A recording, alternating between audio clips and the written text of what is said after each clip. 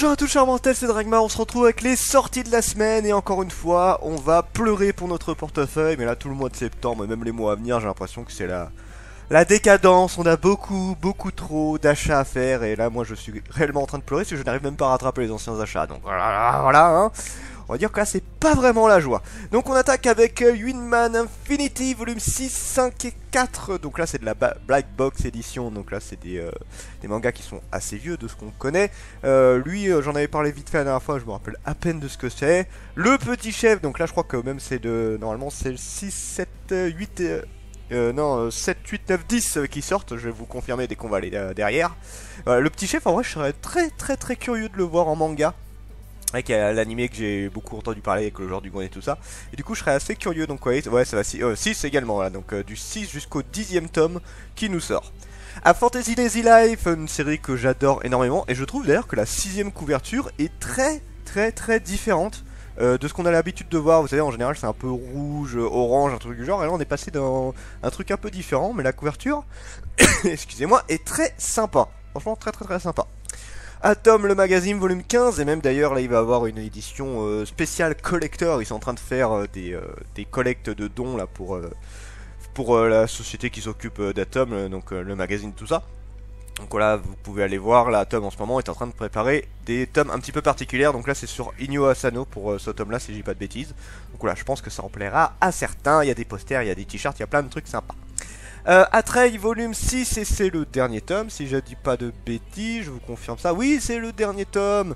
J'avais bien aimé la série, en vrai j'avais plutôt bien aimé la série, à voir comment ça va se terminer. J'ai quelques tomes de retard, je crois que je suis au 4ème tome de mémoire. La série est cool, hein, j'ai aucun problème avec ça, la série est vraiment très sympa. Maintenant, à voir comment ça va se terminer. Bakamon volume 1, donc bon alors ça c'est le truc un petit peu particulier que j'attendais de voir justement ce que ça allait donner. La vie de notre jeune héros va basculer le jour où une nouvelle loi oblige chaque enfant de 12 ans à accomplir son VIPDB, voyage initiative pour devenir dresseur Bakuman. J'ai l'impression de voir un mix entre Pokémon et Digimon.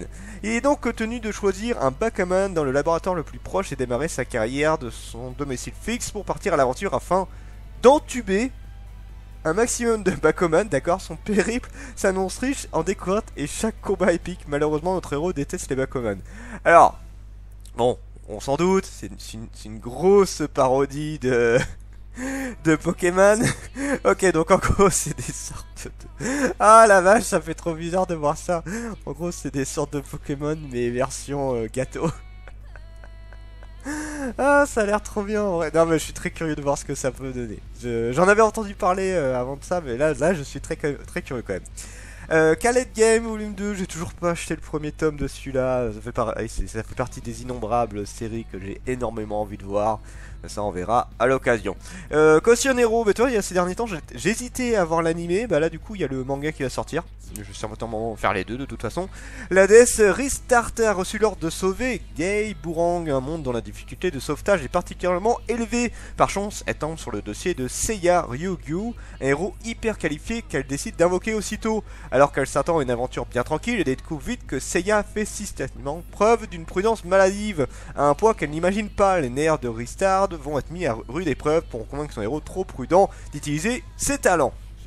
Ok, donc là j'en avais déjà entendu parler, hein. Le héros est quand même assez balèze de ce que je connais, ça fait beaucoup penser à Konosuba bien évidemment, sauf que là c'est le héros qui a l'air d'être particulièrement chiant, et pas spécialement la déesse, hein quoi. Donc voilà, Caution Hero à voir, pareil, de toute façon c'est totalement le genre de série que je vais adorer, donc ça là-dessus il n'y a pas de problème. Voilà, ça à voir. Showbiz, édition de 20 ans, volume 3. Donc moi j'ai déjà l'ancienne édition, donc la nouvelle édition ne m'intéresse pas. Mais si vous ne connaissez pas Showbiz, je vous la conseille très fortement. C'est une excellente série qui vaut vraiment le coup d'œil. Footward, volume 36, pareil, une très bonne série que j'ai adorée. Que j'ai beaucoup aimé le début. Oui, j'ai un petit peu attaqué Footward enfin, depuis le temps. Et maintenant, bah voilà, il faut que je attaque la suite. J'attends beaucoup de cette série-là. Et je crois qu'on arrive proche de la fin. C'est pas le 36ème tome, le dernier, un truc du genre. Ouais, c'est ça, le 36ème tome. Ce sera le dernier. HX Hero volume 1. Qu'est-ce que c'est que ça?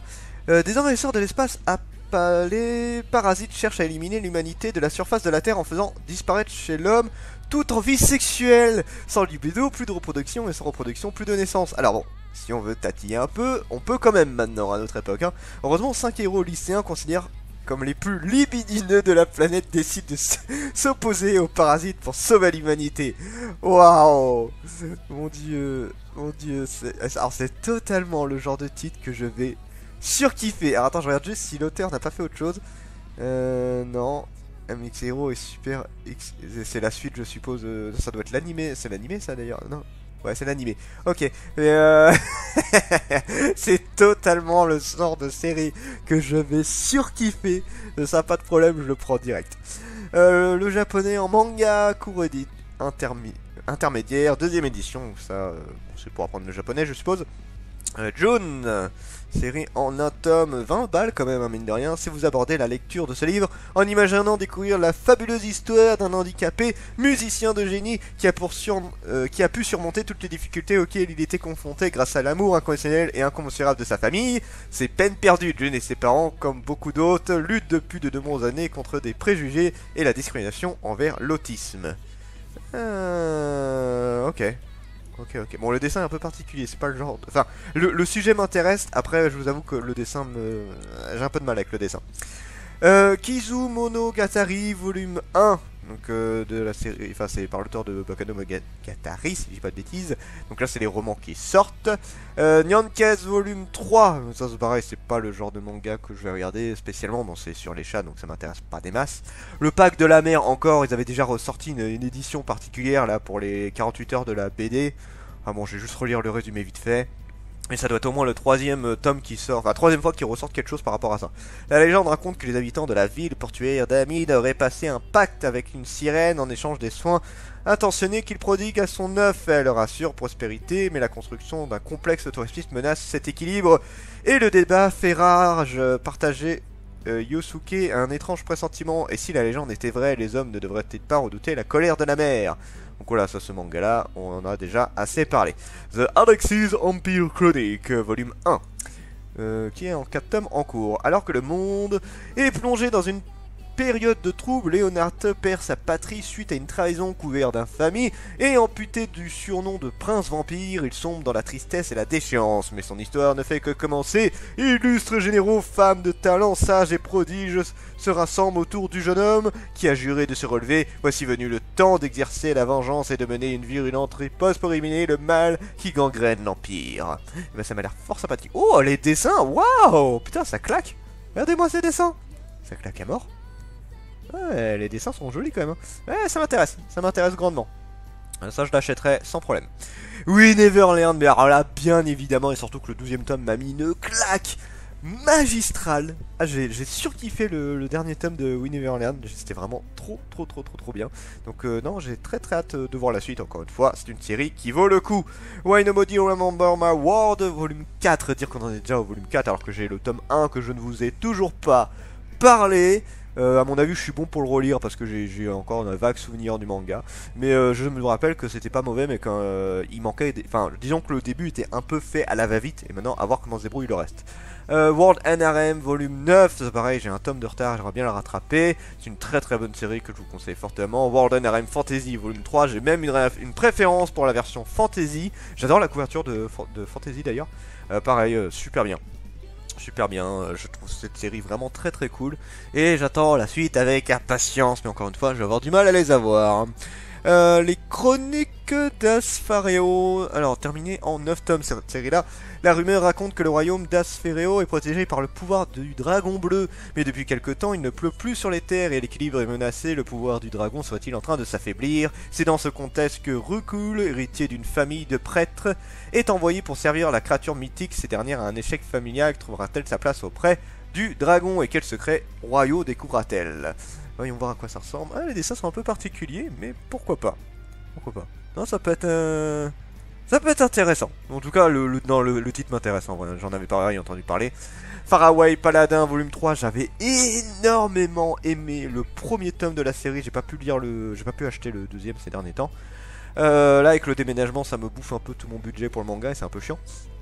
Mais là, cette série-là, pareil, Faraway Paladin, j'ai très hâte de la lire. Fleur de la mer Égée, le volume 2.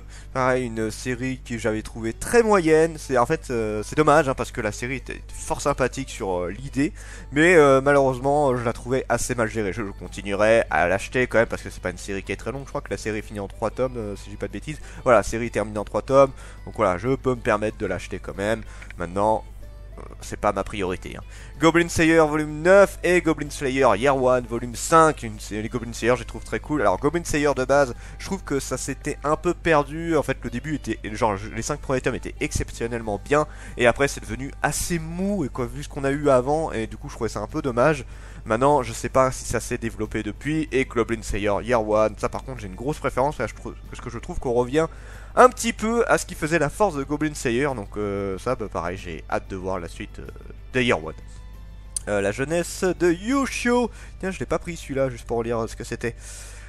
Plus sombre qu'à ses débuts, les récits qui composent ce 4ème volume marquent l'apparition de thèmes inédits. Ok, c'est le 4ème volume d'un truc, ok. Caractéristiques de sa nouvelle orientation et qui reviendront comme des motifs récurrents. Le quotidien en couple, la vacuité des voyages, le désir de changement de carrière, ou encore les souvenirs de jeunesse deviennent des sources d'inspiration pour Tsuge, qui extériorise grâce au dessin en forme de mal-être social. Ce nouveau volume inédit présente aussi un auteur au sommet de son art, en perpétuellement remise en question des codes de narration de la bande dessinée, de ses thèmes et de son propre passé. Ok, bon, ouais, pourquoi pas. C'est pas le jeu. Bon, ouais, après, j'ai encore une fois, j'ai beaucoup trop de titres à prendre pour celui-là. Kajin Raijo, volume 2, j'avais pas lu le premier encore. Curieux de voir ce que vaut la série. Kemono Incident, volume 7, pareil, une série que j'avais bien aimé. Alors, c'est pas exceptionnel, mais qui était plutôt cool.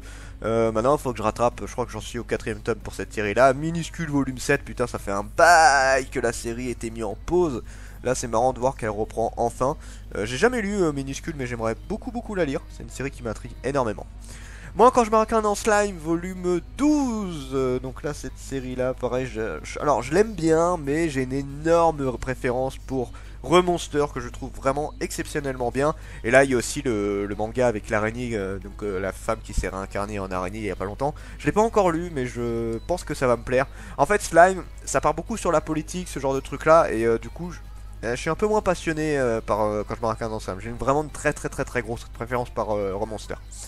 My Fair Honey Boy volume 6, ça pareil, j'avais lu les 2 premiers tomes, il faudrait que je rattrape, la série était très cool. Naruto Hachette Collection, donc c'est la version kiosque, je n'ai pas la moindre idée de ce qu'elle vaut, celle-là, à voir. Nihongo, apprenez vos kanas comme un japonais, bah je suis déjà en train de le faire monsieur, j'en connais bien le A d'ailleurs là. J'en connais bien le A pour celui-là, je suis en train de les apprendre moi personnellement. Je suis en train de les apprendre, donc ça ne me servira pas, mais si, voilà, pourquoi pas. Je donnerai peut-être mes méthodes pour apprendre, même si je suis pas un expert, hein, mais bon là je m'en sors pas trop mal ces derniers temps, donc bon, je vous dirai comment je fais.